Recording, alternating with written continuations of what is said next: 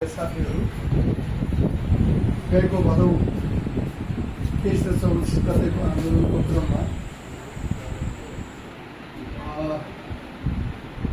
दमक 6 मा रहेको मेरो पढाइतले घर त्यहाँ रहेको धन सम्पत्ति जेएनजी आन्दोलनको अन्तिम 5 बजे 24 गते 5 बजेको लगभगमा देखि अलग्गै रहेका केही उशृङ्खल मेरो दुःखमा आनन्द लिने जस्ता व्यक्तिहरूले मेरो घर सम्पत्ति सबै सट्टा बन्न दिए र आज म फेरि यसलाई पुनर्निर्माण गर्ने तर्कमा छु र केही साथीहरूले नागरिक सहयोग समिति भनेर सहयोग सङ्कलन गर्दै हुनुहुन्छ।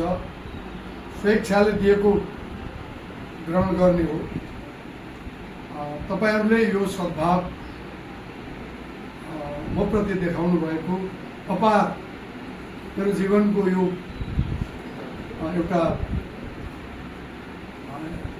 क्रममा एउटा वरदान साबित हुनेछ। रकम धेर थोरको कुनै अर्थ छैन। तपाईहरूको उपस्थिति र यो व्यवहार र वचनकै मूल्य अमूल्य छ र यहाँले मलाई सदा चाहिँ देखाउनु भएको सद्भाव, सदा चाहिँ मलाई देखाउनु भएको सहयोग प्रति म आभार व्यक्त गर्दै तपाईँहरूलाई धन्यवाद दिन चाहन्छु। धन्यवाद।